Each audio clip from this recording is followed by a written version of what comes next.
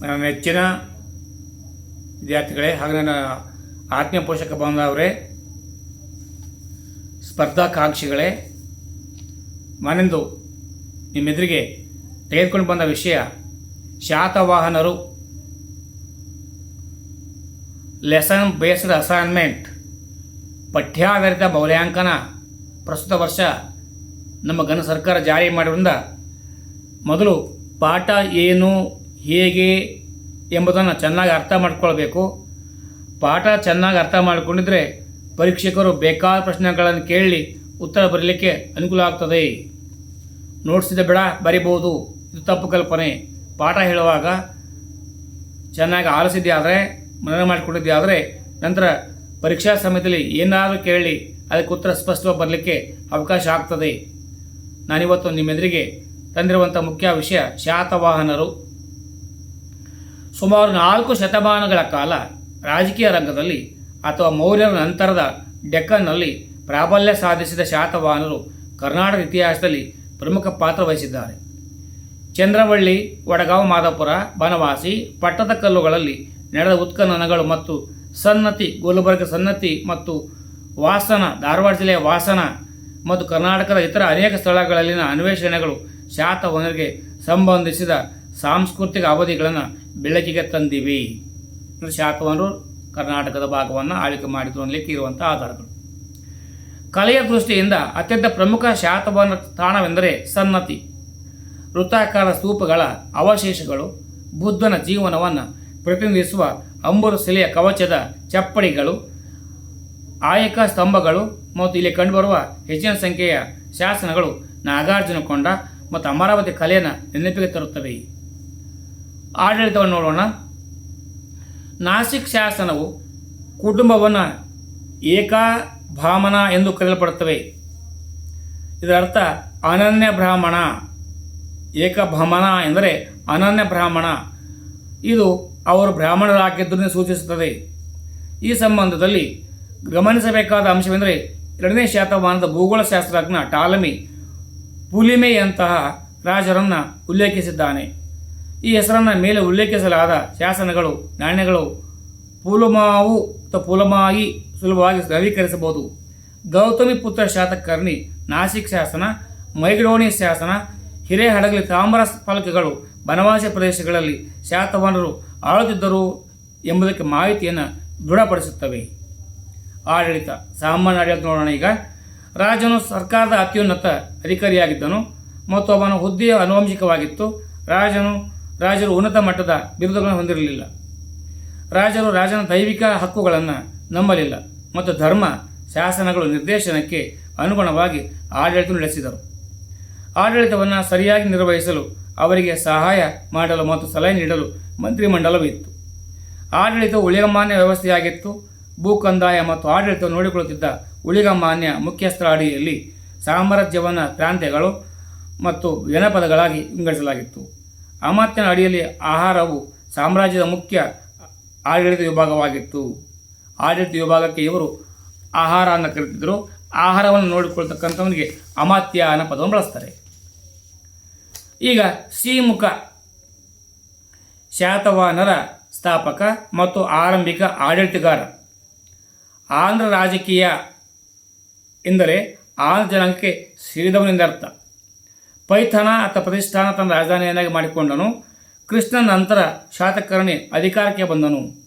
ಗೌತಮಿಪುತ್ರ ಶಾತಕರ್ಣಿ ದಕ್ಕನಿನ ಮೇಲೆ ಅಧಿಕಾರ ಸ್ಥಾಪಿಸಿದನು. ಗೌತಮಿಪುತ್ರನು ಅನೇಕ ನಾಣ್ಯಗಳನ್ನು ಬನವಾಸಿಯಲ್ಲಿ ದೊರೆತಿವೆ.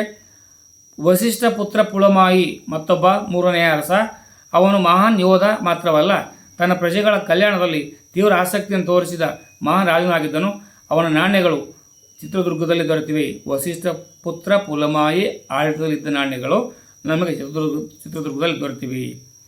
ಶಿವಶ್ರೀ ಪುಲಮಾಯಿ ಇತ್ತೀಚೆಗೆ ಬನವಾಸಿಯಲ್ಲಿ ಅವರ ಶಾಸನ ಮಹತ್ವ ಆವಿಷ್ಕಾರ ಕಂಡು ಬಂದಿದೆ. ಶಿವಶ್ರೀ ಪುಲಮಾಯಿ ಇದು ಶಿವಶ್ರೀ ಪುಲಮಾವಿಯ ರಾಣಿ ಮಹಾದೇವಿಗೆ ಸ್ಮಾರಕಗಳನ್ನು ಸ್ಥಾಪಿಸುವುದನ್ನು ಸೂಚಿಸುತ್ತದೆ ಮತ್ತು ಇದು ಸಾಮಾನ್ಯವಾಗಿ ಕರ್ನಾಟಕದ ವಿಶೇಷವಾಗಿ ಬನವಾಸಿಯ ಶಾತವಾಹನ ವೃತ್ತಿಯನ್ನು ದೃಢಪಡಿಸುತ್ತದೆ. ವಸಿಷ್ಠ ಪುತ್ರ ಪುಲಮಾಯಿ ಮಗ ಮತ್ತು ಉತ್ತರಾಧಿಕಾರಿ. ಹಾಲದೊರೆ ಪ್ರಸಿದ್ಧ ಕವಿ ಶಾತವಾಹನ ಆಡಳಿತಗಾರರನ್ನು ಕುಂತಲದ ರಾಜ ಎಂದು ಕರೆಯಲಾಗುತ್ತದೆ. ಅವರ ಕನ್ನಡ ಕೃತಿ ಗಾತ ಸಪ್ತಶತಿ. ಯಜ್ಞಶ್ರೀ ಶಾತಕರ್ಣಿ ಶಾತವಾಹನರ ಕೊನೆಯ ಅರಸ, ಕೊನೆಯ ಆಡಳಿತಗಾರ. ಸಾಮಂತರಲ್ಲಿ 3 ದರ್ಜೆಗಳಿದ್ದವು: ರಾಜ, ಮಹಾಭೋಜ ಮತ್ತು ಮಹಾರಥಿ ಅಥವಾ ಸೇನಾಪತಿ. ರಾಜ ಅತ್ಯುನ್ನತ ದರ್ಜೆಗೆ ಸೇರಿದವನು. ತೆರಿಗೆಗಳನ್ನು ವಿಧಿಸುವ ಮತ್ತು ನಾಣ್ಯಗಳನ್ನು ಹೊಡೆಯುವ ಹಕ್ಕನ್ನು ಹೊಂದಿದ್ದನು. ಪ್ರಾಂತ್ಯದ ಅತ್ಯುನ್ನತ ಅಧಿಕಾರಿ ಅಮಾತ್ಯ ಅಥವಾ ಮಂತ್ರಿ. ಅವರ ಹುದ್ದೆ ವಂಶ ಪಾರಂಪರ್ಯವಾಗಿರಲಿಲ್ಲ. ಒಂದು ಹಳ್ಳಿನ ಗ್ರಾಮಿಕ ನಿರ್ವಹಿಸುತ್ತಿದ್ದನು. ಸನ್ಯಾಸಿಗಳಿಗಾಗಿ ಗುಹೆಗಳನ್ನು ನಿರ್ಮಿಸುವ ಕರ್ತವ್ಯವನ್ನು ಉಪರಕ್ಷಿತ ಎಂಬ ವಿಶೇಷಾಧಿಕಾರಿ ಹೊಂದಿದ್ದನು. ಭಿಕ್ಷುಗಳು ಮತ್ತು ಬ್ರಾಹ್ಮಣರನ್ನು ಬಹಳ ಗೌರವದಿಂದ ಕಾಣಲಾಗುತ್ತಿತ್ತು ಮತ್ತು ಅವರು ಸಹ ಉನ್ನತ ನಡವಳಿಕೆ ಮಾನವ ಪಾಲಿಸಿದ್ದರು ಮತ್ತು ಬೋಧಿಸುತ್ತಿದ್ದರು. ಅವು ಸರ್ಕಾರ ಸಾಮಾನ್ಯ ಕಾನೂನುಗಳನ್ನು ಮೀರಿದವು. ಸ್ಥಳೀಯ ಆಡಳಿತ.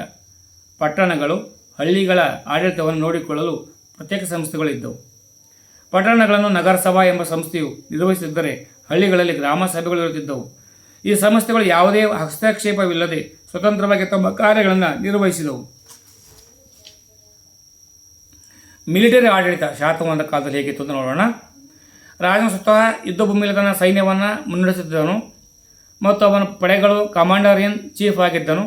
ಅವರ ಸೈನ್ಯವು ಕಾಲಾಳಗಳು, ಅಶ್ವದಳ ಮತ್ತು ಆನೆಗಳನ್ನು ಒಳಗೊಂಡಿತ್ತು. ಕಾಲಾಳ ಸೈನಿಕರು ಅಥವಾ ಪದತಿ ದಳವು ಸೈನ್ಯದ ಬೆನ್ನೆಲುಬಾಗಿತ್ತು. ಅವರು ಮಂಚೂಣಿ ರಚಿಸಿದರು. 2 ಬದಿಗಳಲ್ಲಿ ಕುದುರೆಗಳು ಆನೆಗಳಿಂದ ಸುತ್ತುವರೆದಿದ್ದರು. ಸೈನಿಕರು ಖಡ್ಗಗಳು, ಕೊಡಲಿಗಳು, ಈಟಿಗಳು ಮತ್ತು ಕವಚಗಳನ್ನು ಯುದ್ಧದ ಆಯುಧಗಳಾಗಿ ಬಳಸಿದರು. ಗ್ರಾಮೀಣ ನಿವಾಸಿಗಳ ವೆಚ್ಚದಲ್ಲಿ ಮಿಲಿಟರಿಯನ್ನು ನಿರ್ವಹಿಸಲಾಯಿತು. ಶಾತವಾಹನರ ರಾಜರು ಬ್ರಾಹ್ಮಣ ಧರ್ಮದ ಅನುಯಾಯಿಗಳಾಗಿದ್ದರು. ಅವರು ಅಶ್ವಮೇಧೆಯ ಯಜ್ಞಗಳನ್ನು ಮಾಡಿದರು ಮತ್ತು ಬ್ರಾಹ್ಮಣರಿಗೆ ದಾನಗಳನ್ನು ನೀಡಿದರು. ಇಂದ್ರ, ಸೂರ್ಯ, ಚಂದ್ರ, ವಾಸುದೇವ, ಕೃಷ್ಣ, ಪಶುಪತಿ ಮತ್ತು ಗೌರಿ ಇತ್ಯಾದಿ. ಬ್ರಾಹ್ಮಣ ಸಮಾಜದಲ್ಲಿ ಅತ್ಯುನ್ನತ ಸ್ಥಾನವನ್ನು ಹೊಂದಿದ್ದರು. ಶಾತವಾಹನರ ರಾಜರು ಬ್ರಾಹ್ಮಣರಾಗಿದ್ದರು, ಆದರೆ ಅವರು ಬೌದ್ಧ ಧರ್ಮದಂತಹ ಇತರ ಧರ್ಮಗಳ ಬಗ್ಗೆ ಸಹಿಷ್ಣುತೆಯನ್ನು ತೋರಿಸಿದರು. ಭಿಕ್ಷುಗಳು ಬ್ರಾಹ್ಮಣರಿಗೆ ಉಚಿತ ಭೂಮಿಯನ್ನು ನೀಡಿದವರಲ್ಲಿ ಶಾತವಾಹನ ರಾಜರು ಮೊದಲಿಗರು. ಶಾತವಾಹನರ ಸಮಾಜವನ್ನು 4 ವರ್ಗಗಳಾಗಿ ವಿಂಗಡಿಸಲಾಗಿದೆ. ಈ ವಿಭಜನೆಯು ಆರ್ಥಿಕ ಚಟುವಟಿಕೆ ಮತ್ತು ಸ್ಥಾನಮಾನವನ್ನು ಆರಂಭಿಸಿತ್ತು. ಇದು ವೇದಗಳನ್ನು ಆಧರಿಸಿದೆ. ಇದರೊಂದಿಗೆ ಅನೇಕ ಉಪಜಾತಿಗಳು ಇದ್ದವು. ಸಮಾಜ ಅತ್ಯಂತ ಚಿಕ್ಕ ಘಟಕವೆಂದರೆ ಕುಟುಂಬ. ಇದರಲ್ಲಿ ಅತ್ಯಂತ ಹಿರಿಯ ಜೀವಂತ ಸದಸ್ಯರು ಹೆಚ್ಚಿನ ಗೌರವವನ್ನು ಪಡೆದರು. ಅವನನ್ನು ಗೃಹಪತಿ ಎಂದು ಕರೆಯಲಾಗುತ್ತಿತ್ತು. ಕುಟುಂಬದ ಇತರ ಎಲ್ಲ ಸದಸ್ಯರು ಪಾಲಿಸುತ್ತಿದ್ದರು. ಮಹಿಳೆಯರಿಗೆ ಶಿಕ್ಷಣ ನೀಡಿ ಗೌರವಿಸಲಾಯಿತು. ಆಡಳಿತಗಾರರು ತನ್ನ ತಾಯಂದಿರ ಹೆಸರನ್ನು ತೆಗೆದುಕೊಳ್ಳುವುದು ಮಹಿಳೆಯರ ಗೌರವಿಸಲಾಗುತ್ತಿತ್ತು. ಇದು ತೋರಿಸುವ ಒಂದು ಉದಾಹರಣೆಯಾಗಿದೆ. ಆರ್ಥಿಕತೆ. ಕೃಷಿಯು ರಾಜ್ಯದ ಜನರ ಮುಖ್ಯ ಉದ್ಯೋಗವಾಗಿತ್ತು.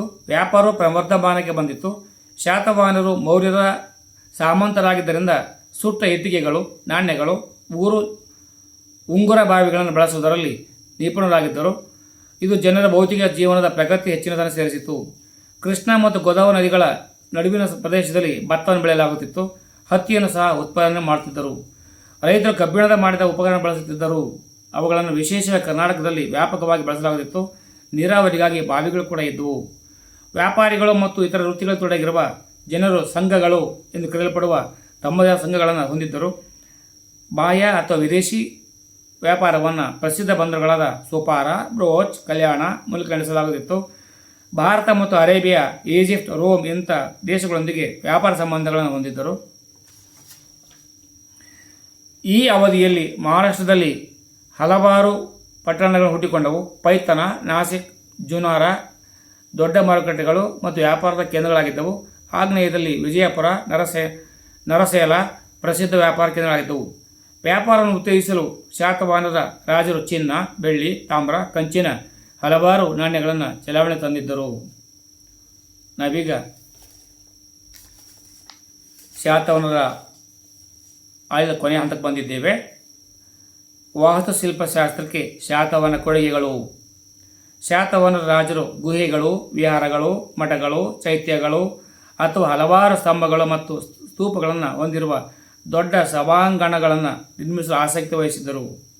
ಒರಿಸ್ಸಾ, ನಾಸಿಕ್, ಕಾರ್ಲೆ, ಭುಜ್ ಗುಹೆಗಳು, ಮಠಗಳು, ಚೈತನ್ಯಗಳು, ಸ್ತೂಪಗಳು, ಸಮಕಾಲೀನ ವಾಸ್ತುಶಿಲ್ಪ ಮತ್ತು ಅಲಂಕಾರದ ಉತ್ತಮ ಮಾದರಿಗಳಾಗಿವೆ. ಬೌದ್ಧ ಸಂಘಕ್ಕೆ ಸಮರ್ಪಿತವಾದ ಹಲವಾರು ಕಲ್ಲಿನ ಗುಹೆಗಳು ಕೊಂಕಣ ಪ್ರದೇಶದ ಕರಾವಳಿಯ ಭಾಗಗಳಿಗೆ ಒಳಭಾಗವನ್ನು ಸಂಪರ್ಕಿಸುವ ವ್ಯಾಪಾರ ಅಂಗಗಳಲ್ಲಿದ್ದವು ಎಂಬುದಕ್ಕೆ ಪುರಾವೆಗಳು ಕೂಡ ಹೊಂದಿವೆ. ಶಾತವಾಹನ ಕಾಲದಲ್ಲಿ ಘಂಟಸಾಲ, ಶ್ರೀಪರ್ವತಂ, ಗೋಲಿ, ಜಗ್ಗಯ್ಯಪೇಟ, ಅಮರಾವತಿ, ಭಟ್ಟಿಪ್ರೋಲು ಗಳಲ್ಲಿ ದೊಡ್ಡ ಶಿಲ್ಪವನ್ನು ನಾವು ನೋಡ್ಬೋದು. 9ನೇ 10ನೇ ಗುಹೆಗಳಲ್ಲಿನ ಪ್ರಸಿದ್ಧ ಅಜಂತ ವರ್ಣಚಿತ್ರಗಳನ್ನು ಸಹ ಶಾತವಾಹನರು ಪೋಷಿಸಿದ್ದರು. ಅಜಂತದಲ್ಲಿ ಶಾತವಾಹನ ಕಾಲದಿಂದ ಉಳಿದುಕೊಂಡಿರುವ ಅಜಂತ ಪ್ರಮುಖ ಚಿತ್ರಕಲೆ ಎಂದರೆ ಗುಹೆ ಸಂಖ್ಯೆ 10ರಲ್ಲಿ ಚದಂತ ಜಾತಕ. ಆದರೆ ಇದು ಚೂರು ಚೂರಾಗಿವೆ. ಇದು 6 ದಂತಗಳನ್ನು ಹೊಂದಿರುವ ಬೋಧಿಸತ್ವ ಎಂಬ ಅನೇಕ ಪೌರಾಣಿಕ ವರ್ಣಚಿತ್ರಗಳಾಗಿವೆ. ಅಮರಾವತಿ ಶಿಲ್ಪಕಲೆಯ ಸಂಪ್ರದಾಯವು ನಾಗಾರ್ಜುನ ಕೊಂಡದಲ್ಲಿ ಮುಂದುವರಿಸುತ್ತಿರುವಂತೆ ತೋರುತ್ತದೆ. ಬೌದ್ಧ ವಿಷಯಗಳು ಕಲಾತ್ಮಕ ಸೃಷ್ಟಿಗಳ ಸಂಪೂರ್ಣ ಚಿತ್ರಣದಲ್ಲಿ ಪ್ರಾಬಲ್ಯ ಹೊಂದಿವೆ. ಕಾರ್ಲೆ ಚೈತನ್ಯ ಶಿಲ್ಪವು ಶಾತವಾಹನರ ವಾಸ್ತುಶಿಲ್ಪದ ಭವ್ಯತೆಗೆ ಮತ್ತೊಂದು ಉದಾಹರಣೆಯಾಗಿದೆ. ಈ ಸಭಾಂಗಣವು 124 ಅಡಿ ಉದ್ದ, 46 ಅಡಿ ಅಗಲ, 46 ಅಡಿ ಎತ್ತರವಿದೆ. ಇದು ಗರ್ಭಗೃಹ, ಪ್ರದಕ್ಷಿಣಾ ಪಥ, ಮಂಟಪ ನಿರ್ಮಾಣಕ್ಕೂ ಸಂಬಂಧವನ್ನು ಹೊಂದಿರತಕ್ಕಂಥವು. ಆತ್ಮೀಯರೇ, ಧನ್ಯವಾದಗಳು.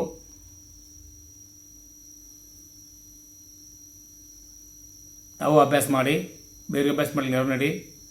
ಇದುವರೆಗೆ ಯಾರು ಸಬ್ಸ್ಕ್ರೈಬ್ ಮಾಡ್ಕೊಂಡಿಲ್ಲ, ಸಬ್ಸ್ಕ್ರೈಬ್ ಮಾಡ್ಕೊಳ್ಳಿ. ಇನ್ನು ಮುಂದೆ ಇದಕ್ಕಿಂತ ಉನ್ನತ ವಿಷಯ ಹೊಂದಿರತಕ್ಕಂಥ ವಿಡಿಯೋಗಳು ನಿಮ್ಮೊಂದಿಗೆ ತರಲಿಕ್ಕೆ ಪ್ರಯತ್ನ ಮಾಡ್ತಾ ಇದ್ದೇನೆ. ಜೈ ಹಿಂದ್, ಜೈ ಕರ್ನಾಟಕ, ಜೈ ಭಾರತ್ ಮಾತೆ.